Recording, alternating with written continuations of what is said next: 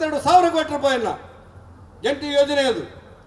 ಜಲಜೀವನ ಯೋಜನೆ ಅಂತ ಹೇಳಿದ್ರೆ ಸಾಮಾನ್ಯ ಬಡವರ ಮನೆಯಲ್ಲಿ ಶುದ್ಧವಾದಂಥ ಕುಡಿಯುವ ನೀರನ್ನು ಕೊಡುವಂಥ ಒಂದು ಯೋಜನೆ. ಕರ್ನಾಟಕ ಸರ್ಕಾರಕ್ಕೆ ಸ್ಪಂದನವನ್ನು ಕೊಡ್ತಾ ಇಲ್ಲ. ಯಾರ ಮನೆಯಲ್ಲಿ ಶುದ್ಧವಾದ ಕುಡಿಯುವ ನೀರಿನ ಯೋಜನೆ ಬರುತ್ತೆ ಅಂತ ಕೇಳಿದ್ರೆ ಬಹುಶಃ ಕಾರ್ಕಳದಲ್ಲಿ ಸುನೀಲ್ ಕುಮಾರ್ ಪರಿಶ್ರಮದಿಂದ ಬಂದಿರಬಹುದು. ಇತರ ರಾಜ್ಯಗಳಲ್ಲಿ, ಇತರ ಜಿಲ್ಲೆಗಳಲ್ಲಿ ಆ ಕಾರ್ಯಕ್ರಮ ಅನುಷ್ಠಾನ ಆಗ್ತಾ ಇಲ್ಲ. ಕೇಂದ್ರ ಸರ್ಕಾರ ಕೊಟ್ಟಿರುವಂಥ ಯಾವ ಯೋಜನೆಯನ್ನು ಕೂಡ ಅನುಷ್ಠಾನ ಮಾಡದಿರುವಂಥ ಕೆಟ್ಟ ಸರ್ಕಾರದ ಪರಂಪರೆಗೆ ಸಿದ್ದರಾಮಯ್ಯ ಅವರ ಸರ್ಕಾರ ಇಳಿದು ಬಿಟ್ಟಿದೆ. ಆ ಹಿನ್ನೆಲೆಯಲ್ಲಿ ಈ ಪ್ರತಿಭಟನಾ ಕಾರ್ಯಕ್ರಮಕ್ಕೆ ಒಂದು ವಿಶೇಷವಾದಂಥ ಅರ್ಥ ಇದೆ. ಮಾತೆತ್ತಿದ್ರೆ ಪರಿಶಿಷ್ಟ ಜಾತಿಯವರ ಬಗ್ಗೆ ನಾವು ಕಾಳಜಿ ಹೊಂದಿದ್ದೇವೆ ಅಂತ ಸಿದ್ದರಾಮಯ್ಯನವರು ಹೇಳ್ತಾರೆ, DKಶಿ ಅವರು ಹೇಳ್ತಾರೆ. ನಾನೊಂದು ಮಾತನ್ನು ಕೇಳಬೇಕು ವೇದಿಕೆ ಮೂಲಕ. ಕರ್ನಾಟಕ ರಾಜ್ಯದಲ್ಲಿ 34,000 ಕೋಟಿಯನ್ನು SC/STಗೋಸ್ಕರ ವಿನಿಯೋಗ ಮಾಡಲಿಕ್ಕೆ ಅಧಿಕಾರ ಇದೆ. 34,000 ಕೋಟಿ ರೂಪಾಯಿ ಆ ಬಡವರ ಮಕ್ಕಳ ಶಾಲೆಗೋಸ್ಕರ, ಪರಿಶಿಷ್ಟ ಜಾತಿಯವರ ಮನೆಗೋಸ್ಕರ, ಆ ಪರಿಶಿಷ್ಟ ಪಂಗಡದವರ ಬದುಕಿಗೋಸ್ಕರ 34,000 ಕೋಟಿ ರೂಪಾಯಿಯನ್ನು ವಿನಿಯೋಗ ಮಾಡಬೇಕು. ಆದರೆ ಸಿದ್ದರಾಮಯ್ಯನವರ ಸರ್ಕಾರ 24,000 ಕೋಟಿಯನ್ನ ಇತರ ಖರ್ಚುಗಳಿಗೋಸ್ಕರ ವಿನಿಯೋಗ ಮಾಡಿ ಪರಿಶಿಷ್ಟ ಜಾತಿ, ಪರಿಶಿಷ್ಟ ಪಂಗಡದವರಿಗೆ ಅನ್ಯಾಯ ಮಾಡಿರುವಂಥ ಸರ್ಕಾರ ಯಾವುದಾದ್ರೂ ಇದ್ರೆ ಅದು ಸಿದ್ದರಾಮಯ್ಯನವರ ಸರ್ಕಾರ ಅಲ್ಲ ಅಂತ ಹೇಳಿ ತಾಕತ್ತಿದ್ರೆ, ಅಲ್ಲ ಅಂತೇಳಿ ಪರಿಶಿಷ್ಟ ಜಾತಿಗೆ ಮೀಸಲಿರುವಂಥ ಬಜೆಟ್ನಲ್ಲಿ 24,000 ಕೋಟಿ ರೂಪಾಯಿನ ನಾವು ತೆಗೆದಿಲ್ಲ ಅಂತ ಹೇಳಿ ಕಾಂಗ್ರೆಸ್ ಸರ್ಕಾರ ಹೇಳಿ ನೋಡೋಣ. ಪರಿಸ್ಥಿತಿಗಳು ಅಂತ ಕೆಟ್ಟ ಮಟ್ಟಕ್ಕೆ ಬಂದುಬಿಟ್ಟಿದೆ. ನಾನು ನಿನ್ನೆ ಭಟ್ಕಳದ ಶಾಸಕ ಮಂಕಾಳ ವೈದ್ಯನಿಗೆ ಅಭಿನಂದನೆ ಹೇಳಿದ್ದೆ. ಯಾಕೆ ಕೇಳಿದ್ರೆ ಭಾರತೀಯ ಜನತಾ ಪಕ್ಷ ಅಧಿಕಾರದಲ್ಲಿದ್ದಾಗ ಗೋಹತ್ಯೆ ನಿಷೇಧವನ್ನು ಕಾಯ್ದೆಯನ್ನು ಜಾರಿಗೆ ತಂದೆವು. ನಾವು ಕೇಳಬೇಕು, ನಮ್ಮ ಕಾರ್ಯಕರ್ತರೆಲ್ಲ ಗೋಹತ್ಯೆ ನಿಷೇಧ ಕಾಯ್ದೆಯನ್ನು ಜಾರಿಗೆ ತಂದೆವು. ಕರ್ನಾಟಕ ರಾಜ್ಯದ ಪ್ರತಿಪಕ್ಷಗಳ ಪ್ರತಿಭಟನೆಯ ನಡುವೆ, ಕಾಂಗ್ರೆಸ್ ಅವರ ಧರಣಿಯ ನಡುವೆ ಗೋಹತ್ಯೆ ನಿಷೇಧ ಕಾಯ್ದೆಯನ್ನು ಜಾರಿಗೆ ತಂದೆವು. ಆದರೆ ಇವತ್ತು ಗೋವುಗಳ ಹತ್ಯೆ ಮಾಡ್ತಾ ಇರುವಾಗ ಸಿದ್ದರಾಮಯ್ಯ ಸರ್ಕಾರ ಬೆಂಬಲ ಕೊಡ್ತಾ ಬಂತು. ಮಂಕಾಳ ವೈದ್ಯನ ಇನ್ನೊಂದು ಹೇಳಿಕೆ ಕೊಟ್ಟಿದ್ದಾರೆ. ಗೋಹತ್ಯೆ ಮಾಡಿದವ್ರನ್ನ ಸರ್ಕಲ್ನಲ್ಲಿ ಗುಂಡಿಟ್ಟುಕೊಳ್ತೇವೆ ಅಂತೇಳಿ. ನಾನು ರಾಜಕಾರಣವನ್ನು ಮರೆತು ಮಂಕಾಳ ವೈದ್ಯರಿಗೆ ಅಭಿನಂದನೆಗಳನ್ನು ಸಲ್ಲಿಸ್ತೇನೆ. ಅವರು ಮೀನುಗಾರಿಕಾ ಮಂತ್ರಿ. ನಾನು ಸಿದ್ದರಾಮಯ್ಯನವರಿಗೆ ಆಗ್ರಹ ಪಡಿಸ್ತೇನೆ, ಈ ಮಂಕಾಳ ವೈದ್ಯನನ್ನ ಗೃಹ ಮಂತ್ರಿಯಾಗಿ ನೇಮಕ ಮಾಡಬೇಕು ಅಂತೇಳಿ ಆಗ್ರಹ ಪಡಿಸ್ತೇನೆ. ನಿಮಗೇನಾದ್ರೂ ಶಕ್ತಿ ಇದ್ರೆ, ಸಾಮರ್ಥ್ಯ ಇದ್ರೆ, ಕಾಳಜಿ ಇದ್ರೆ ಮಂಕಾಳ ವೈದ್ಯನನ್ನು ತೆಗೆದು ಗೃಹ ಮಂತ್ರಿ ಮಾಡಬೇಕು ಅಂತ ಆಗ್ರಹ ಪಡಿಸ್ತೇನೆ. ಯಾವ ಪರಿಸ್ಥಿತಿ ಇವತ್ತು ನಿರ್ಮಾಣ ಆಗಿದೆ ಸಿದ್ದರಾಮಯ್ಯನವರ ಸರ್ಕಾರದಲ್ಲಿ ಅಂತ ಹೇಳಿದ್ರೆ, ಹಿಂದೂಗಳು ಬದುಕಲಿಕ್ಕೆ ಆಗದಿರುವಂತಹ ಪರಿಸ್ಥಿತಿ ಇವತ್ತು ನಿರ್ಮಾಣ ಆಗಿಬಿಟ್ಟಿದೆ. ಬಡವರ ಮಕ್ಕಳಿಗೆ, ಹಿಂದುಳಿದವರ ಬಗ್ಗೆ, ಪರಿಶಿಷ್ಟ ಜಾತಿ ಬಗ್ಗೆ, ಪರಿಶಿಷ್ಟ ಪಂಗಡದ ಬಗ್ಗೆ ಇವತ್ತು ಕಾಳಜಿಯ ಮಾತುಗಳನ್ನು ಆಡ್ತಾ ಇರುವಂತಹ ಜನ, ಆ ಹಿಂದುಳಿದವರಿಗೆ, ಪರಿಶಿಷ್ಟ ಜಾತಿಯವರಿಗೆ 4 ಲಕ್ಷ ಮನೆಗಳನ್ನ ಕೇಂದ್ರ ಸರ್ಕಾರ ಮಂಜೂರು ಮಾಡಿದೆ. 72,000 ಕೋಟಿ ರೂಪಾಯಿಯನ್ನ ಜಂಟಿ ಯೋಜನೆ ಅದು. ಜಲಜೀವನ ಯೋಜನೆ ಅಂತ ಹೇಳಿದ್ರೆ ಸಾಮಾನ್ಯ ಬಡವರ ಮನೆಯಲ್ಲಿ ಶುದ್ಧವಾದಂಥ ಕುಡಿಯುವ ನೀರನ್ನು ಕೊಡುವಂಥ ಒಂದು ಯೋಜನೆ. ಕರ್ನಾಟಕ ಸರ್ಕಾರಕ್ಕೆ ಸ್ಪಂದನವನ್ನು ಕೊಡ್ತಾ ಇಲ್ಲ. ಯಾರ ಮನೆಯಲ್ಲಿ ಶುದ್ಧವಾದ ಕುಡಿಯುವ ನೀರಿನ ಯೋಜನೆ ಬರುತ್ತೆ ಅಂತ ಕೇಳಿದ್ರೆ ಬಹುಶಃ ಕಾರ್ಕಳದಲ್ಲಿ ಸುನೀಲ್ ಕುಮಾರ್ ಪರಿಶ್ರಮದಿಂದ ಬಂದಿರಬಹುದು. ಇತರ ರಾಜ್ಯಗಳಲ್ಲಿ, ಇತರ ಜಿಲ್ಲೆಗಳಲ್ಲಿ ಆ ಕಾರ್ಯಕ್ರಮ ಅನುಷ್ಠಾನ ಆಗ್ತಾ ಇಲ್ಲ. ಕೇಂದ್ರ ಸರ್ಕಾರ ಕೊಟ್ಟಿರುವಂಥ ಯಾವ ಯೋಜನೆಯನ್ನು ಕೂಡ ಅನುಷ್ಠಾನ ಮಾಡದಿರುವಂಥ ಕೆಟ್ಟ ಸರ್ಕಾರದ ಪರಂಪರೆಗೆ ಸಿದ್ದರಾಮಯ್ಯ ಅವರ ಸರ್ಕಾರ ಇಳಿದು ಬಿಟ್ಟಿದೆ. ಆ ಹಿನ್ನೆಲೆಯಲ್ಲಿ ಈ ಪ್ರತಿಭಟನಾ ಕಾರ್ಯಕ್ರಮಕ್ಕೆ ಒಂದು ವಿಶೇಷವಾದಂಥ ಅರ್ಥ ಇದೆ. ಮಾತೆತ್ತಿದ್ರೆ ಪರಿಶಿಷ್ಟ ಜಾತಿಯವರ ಬಗ್ಗೆ ನಾವು ಕಾಳಜಿ ಹೊಂದಿದ್ದೇವೆ ಅಂತ ಸಿದ್ದರಾಮಯ್ಯನವರು ಹೇಳ್ತಾರೆ, DKಶಿ ಅವರು ಹೇಳ್ತಾರೆ. ನಾನೊಂದು ಮಾತನ್ನು ಕೇಳಬೇಕು ವೇದಿಕೆ ಮೂಲಕ. ಕರ್ನಾಟಕ ರಾಜ್ಯದಲ್ಲಿ 34,000 ಕೋಟಿಯನ್ನು SC/STಗೋಸ್ಕರ ವಿನಿಯೋಗ ಮಾಡಲಿಕ್ಕೆ ಅಧಿಕಾರ ಇದೆ. 34,000 ಕೋಟಿ ರೂಪಾಯಿ ಆ ಬಡವರ ಮಕ್ಕಳ ಶಾಲೆಗೋಸ್ಕರ, ಪರಿಶಿಷ್ಟ ಜಾತಿಯವರ ಮನೆಗೋಸ್ಕರ, ಆ ಪರಿಶಿಷ್ಟ ಪಂಗಡದವರ ಬದುಕಿಗೋಸ್ಕರ 34,000 ಕೋಟಿ ರೂಪಾಯಿಯನ್ನು ವಿನಿಯೋಗ ಮಾಡಬೇಕು.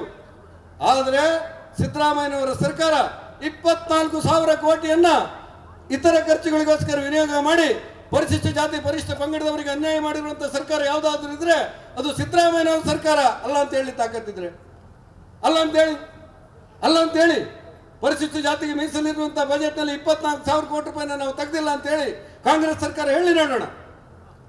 ಪರಿಸ್ಥಿತಿಗಳು ಅಂತ ಕೆಟ್ಟ ಮಟ್ಟಕ್ಕೆ ಬಂದುಬಿಟ್ಟಿದೆ. ನಾನು ನಿನ್ನೆ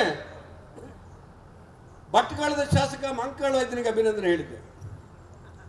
ಯಾಕೆ ಕೇಳಿದ್ರೆ ಭಾರತೀಯ ಜನತಾ ಪಕ್ಷ ಅಧಿಕಾರದಲ್ಲಿದ್ದಾಗ ಗೋಹತ್ಯೆ ನಿಷೇಧವನ್ನು ಕಾಯ್ದೆಯನ್ನು ಜಾರಿಗೆ ತಂದೆವು. ನಾವು ಕೇಳಬೇಕು, ನಮ್ಮ ಕಾರ್ಯಕರ್ತರೆಲ್ಲ ಗೋಹತ್ಯೆ ನಿಷೇಧ ಕಾಯ್ದೆಯನ್ನು ಜಾರಿಗೆ ತಂದೆವು. ಕರ್ನಾಟಕ ರಾಜ್ಯದ ಪ್ರತಿಪಕ್ಷಗಳ ಪ್ರತಿಭಟನೆಯ ನಡುವೆ, ಕಾಂಗ್ರೆಸ್ ಅವರ ಧರಣಿಯ ನಡುವೆ ಗೋ ಹತ್ಯೆ ನಿಷೇಧ ಕಾಯ್ದೆಯನ್ನು ಜಾರಿಗೆ ತಂದೆವು. ಆದರೆ ಇವತ್ತು ಗೋವುಗಳ ಹತ್ಯೆ ಮಾಡ್ತಾ ಇರುವಾಗ ಸಿದ್ದರಾಮಯ್ಯ ಸರ್ಕಾರ ಬೆಂಬಲ ಕೊಡ್ತಾ ಬಂತು. ಮಾಂಕಾಳ ವೈದ್ಯ ಇನ್ನೊಂದು ಹೇಳಿಕೆ ಕೊಟ್ಟಿದ್ದಾರೆ. ಗೋ ಹತ್ಯೆ ಮಾಡಿದವ್ರನ್ನ ಸರ್ಕಲ್ನಲ್ಲಿ ಗುಂಡಿಟ್ಟುಕೊಳ್ತೇವೆ ಅಂತೇಳಿ. ನಾನು ರಾಜಕಾರಣವನ್ನು ಮರೆತು ಮಾಂಕಾಳ ವೈದ್ಯರಿಗೆ ಅಭಿನಂದನೆಗಳನ್ನು ಸಲ್ಲಿಸ್ತೇನೆ. ಅವರು ಮೀನುಗಾರಿಕಾ ಮಂತ್ರಿ. ನಾನು ಸಿದ್ದರಾಮಯ್ಯನವರಿಗೆ ಆಗ್ರಹ ಪಡಿಸ್ತೇನೆ, ಈ ಮಾಂಕಾಳ ವೈದ್ಯನನ್ನ ಗೃಹ ಮಂತ್ರಿಯಾಗಿ ನೇಮಕ ಮಾಡಬೇಕು ಅಂತೇಳಿ ಆಗ್ರಹ ಪಡಿಸ್ತೇನೆ. ನಿಮಗೇನಾದ್ರೂ ಶಕ್ತಿ ಇದ್ರೆ, ಸಾಮರ್ಥ್ಯ ಇದ್ರೆ, ಕಾಳಜಿ ಇದ್ರೆ ಮಾಂಕಾಳ ವೈದ್ಯನನ್ನು ತೆಗೆದು ಗೃಹ ಮಂತ್ರಿ ಮಾಡಬೇಕು ಅಂತ ಆಗ್ರಹ ಪಡಿಸ್ತೇನೆ. ಯಾವ ಪರಿಸ್ಥಿತಿ ಇವತ್ತು ನಿರ್ಮಾಣ ಆಗಿದೆ ಸಿದ್ದರಾಮಯ್ಯನವರ ಸರ್ಕಾರದಲ್ಲಿ ಅಂತ ಹೇಳಿದ್ರೆ, ಹಿಂದೂಗಳು ಬದುಕಲಿಕ್ಕೆ ಆಗದೇ ಇರುವಂತಹ ಪರಿಸ್ಥಿತಿ ಇವತ್ತು ನಿರ್ಮಾಣ ಆಗಿಬಿಟ್ಟಿದೆ.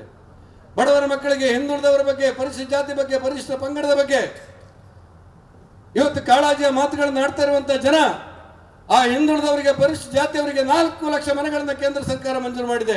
72,000 ಕೋಟಿ ರೂಪಾಯಿನ ಜಂಟಿ ಯೋಜನೆ ಅದು. ಜಲಜೀವನ ಯೋಜನೆ ಅಂತ ಹೇಳಿದ್ರೆ ಸಾಮಾನ್ಯ ಬಡವರ ಮನೆಯಲ್ಲಿ ಶುದ್ಧವಾದಂಥ ಕುಡಿಯುವ ನೀರನ್ನು ಕೊಡುವಂಥ ಒಂದು ಯೋಜನೆ. ಕರ್ನಾಟಕ ಸರ್ಕಾರಕ್ಕೆ ಸ್ಪಂದನವನ್ನು ಕೊಡ್ತಾ ಇಲ್ಲ. ಯಾರ ಮನೆಯಲ್ಲಿ ಶುದ್ಧವಾದ ಕುಡಿಯುವ ನೀರಿನ ಯೋಜನೆ ಬರುತ್ತೆ ಅಂತ ಕೇಳಿದ್ರೆ ಬಹುಶಃ ಕಾರ್ಕಳದಲ್ಲಿ ಸುನೀಲ್ ಕುಮಾರ್ ಪರಿಶ್ರಮದಿಂದ ಬಂದಿರಬಹುದು. ಇತರ ರಾಜ್ಯಗಳಲ್ಲಿ, ಇತರ ಜಿಲ್ಲೆಗಳಲ್ಲಿ ಆ ಕಾರ್ಯಕ್ರಮ ಅನುಷ್ಠಾನ ಆಗ್ತಾ ಇಲ್ಲ. ಕೇಂದ್ರ ಸರ್ಕಾರ ಕೊಟ್ಟಿರುವಂತಹ ಯಾವ ಯೋಜನೆಯನ್ನು ಕೂಡ ಅನುಷ್ಠಾನ ಮಾಡದಿರುವಂತಹ ಕೆಟ್ಟ ಸರ್ಕಾರದ ಪರಂಪರೆಗೆ ಸಿದ್ದರಾಮಯ್ಯ ಅವರ ಸರ್ಕಾರ ಇಳಿದು ಬಿಟ್ಟಿದೆ. ಆ ಹಿನ್ನೆಲೆಯಲ್ಲಿ ಈ ಪ್ರತಿಭಟನಾ ಕಾರ್ಯಕ್ರಮಕ್ಕೆ ಒಂದು ವಿಶೇಷವಾದಂತಹ ಅರ್ಥ ಇದೆ. ಮಾತೆತ್ತಿದ್ರೆ ಪರಿಶಿಷ್ಟ ಜಾತಿಯವರ ಬಗ್ಗೆ ನಾವು ಕಾಳಜಿ ಹೊಂದಿದ್ದೇವೆ ಅಂತ ಸಿದ್ದರಾಮಯ್ಯನವರು ಹೇಳ್ತಾರೆ, DKC ಅವರು ಹೇಳ್ತಾರೆ. ನಾನೊಂದು ಮಾತನ್ನು ಕೇಳಬೇಕು ವೇದಿಕೆ ಮೂಲಕ. ಕರ್ನಾಟಕ ರಾಜ್ಯದಲ್ಲಿ 34,000 ಕೋಟಿಯನ್ನ SC STಗೋಸ್ಕರ ವಿನಿಯೋಗ ಮಾಡಲಿಕ್ಕೆ ಅಧಿಕಾರ ಇದೆ. 34,000 ಕೋಟಿ ರೂಪಾಯಿ ಆ ಬಡವರ ಮಕ್ಕಳ ಶಾಲೆಗೋಸ್ಕರ, ಪರಿಶಿಷ್ಟ ಜಾತಿಯವರ ಮನೆಗೋಸ್ಕರ, ಆ ಪರಿಶಿಷ್ಟ ಪಂಗಡದವರ ಬದುಕಿಗೋಸ್ಕರ 34,000 ಕೋಟಿ ರೂಪಾಯಿ ವಿನಿಯೋಗ ಮಾಡಬೇಕು.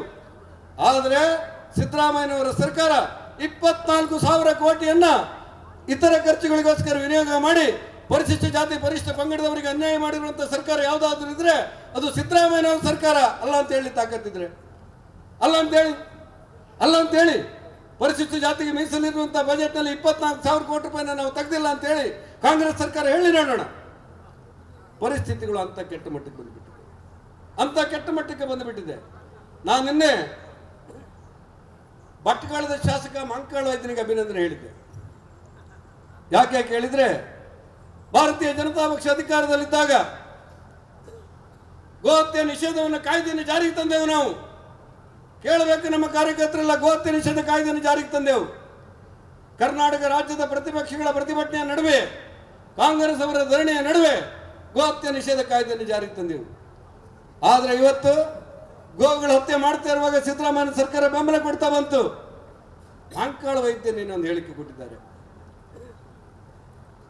ಗೋ ಹತ್ಯೆ ಮಾಡಿದವ್ರನ್ನ ಸರ್ಕಲ್ನಲ್ಲಿ ಗುಂಡಿಟ್ಟುಕೊಳ್ತೇವೆ ಅಂತೇಳಿ. ನಾನು ರಾಜಕಾರಣವನ್ನು ಮರೆತು ಮಾಂಕಾಳ ವೈದ್ಯರಿಗೆ ಅಭಿನಂದನೆಗಳನ್ನು ಸಲ್ಲಿಸ್ತೇನೆ. ಅವರು ಮೀನುಗಾರಿಕಾ ಮಂತ್ರಿ. ನಾನು ಸಿದ್ದರಾಮಯ್ಯನವರಿಗೆ ಆಗ್ರಹ ಪಡಿಸ್ತೇನೆ, ಈ ಮಾಂಕಾಳ ವೈದ್ಯನನ್ನ ಗೃಹ ಮಂತ್ರಿಯಾಗಿ ನೇಮಕ ಮಾಡಬೇಕು ಅಂತೇಳಿ ಆಗ್ರಹ ಪಡಿಸ್ತೇನೆ. ನಿಮಗೇನಾದ್ರೂ ಶಕ್ತಿ ಇದ್ರೆ, ಸಾಮರ್ಥ್ಯ ಇದ್ರೆ, ಕಾಳಜಿ ಇದ್ರೆ ಮಾಂಕಾಳ ವೈದ್ಯನನ್ನು ತೆಗೆದು ಗೃಹ ಮಂತ್ರಿ ಮಾಡಬೇಕು ಅಂತ ಆಗ್ರಹ ಪಡಿಸ್ತೇನೆ. ಯಾವ ಪರಿಸ್ಥಿತಿ ಇವತ್ತು ನಿರ್ಮಾಣ ಆಗಿದೆ ಸಿದ್ದರಾಮಯ್ಯನವರ ಸರ್ಕಾರದಲ್ಲಿ ಅಂತ ಹೇಳಿದ್ರೆ, ಹಿಂದೂಗಳು ಬದುಕಲಿಕ್ಕೆ ಆಗದೇ ಇರುವಂತಹ ಪರಿಸ್ಥಿತಿ ಇವತ್ತು ನಿರ್ಮಾಣ ಆಗಿಬಿಟ್ಟಿದೆ. ಬಡವರ ಮಕ್ಕಳಿಗೆ, ಹಿಂದುಳಿದವರ ಬಗ್ಗೆ, ಪರಿಶಿಷ್ಟ ಜಾತಿ ಬಗ್ಗೆ, ಪರಿಶಿಷ್ಟ ಪಂಗಡದ ಬಗ್ಗೆ ಇವತ್ತು ಕಾಳಜಿಯ ಮಾತುಗಳನ್ನು ಆಡ್ತಾ ಇರುವಂತಹ ಜನ, ಆ ಹಿಂದುಳಿದವರಿಗೆ, ಪರಿಶಿಷ್ಟ ಜಾತಿಯವರಿಗೆ 4 ಲಕ್ಷ ಮನೆಗಳನ್ನ ಕೇಂದ್ರ ಸರ್ಕಾರ ಮಂಜೂರು ಮಾಡಿದೆ.